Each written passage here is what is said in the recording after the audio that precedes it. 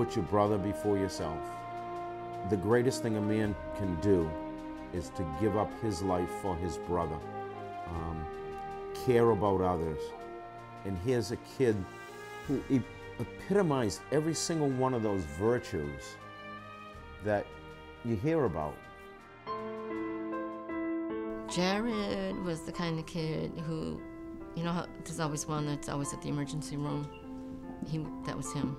He was very outgoing. He always had that grin, and he was always up to something. And it's that phenomenal smile, that grin that he had that everybody that knows him remembers. He was always looking out for other people. That's the way he was brought up. I know he gave away a kitchen table to a family. It was a single dad that needed a kitchen table, so he gave this dad his kitchen table. I remember his roommate was so mad. But he was so quiet about it, he never talked about it. I think he just did what he did because it came from his heart.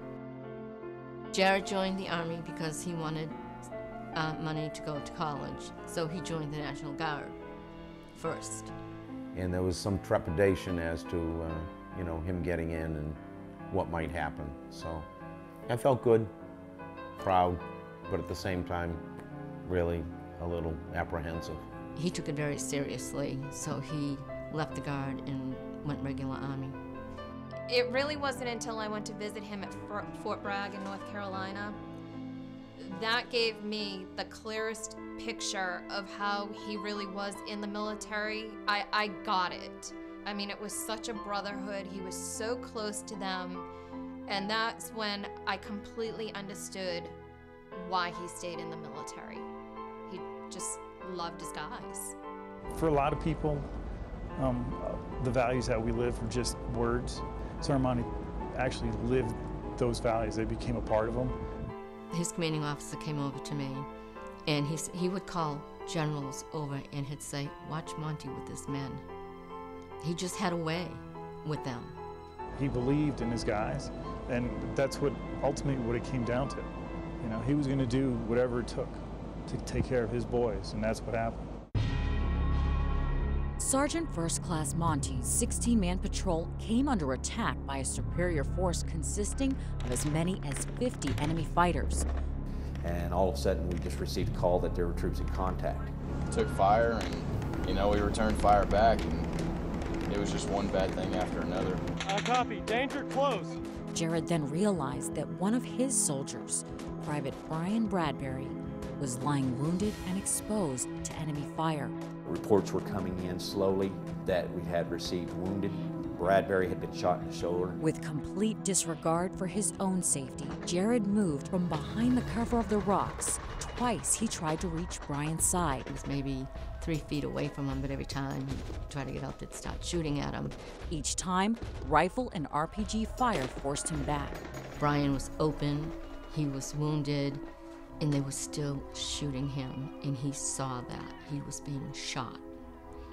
And I think he could get him out of there.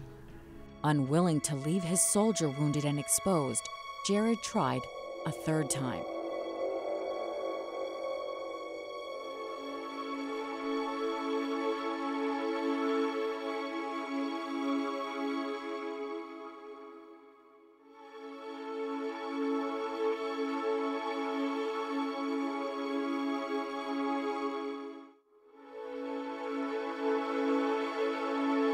He served his country because that was the right thing to do. Trying to save Bradbury was the right thing to do. That's all there was. I've come to the conclusion, the only way I can live with it is that it was just his destiny. This is what he was meant to do. He wasn't looking for glory. He didn't want to be a hero. But, part of the soldier's creed is you never leave anyone behind. He wouldn't.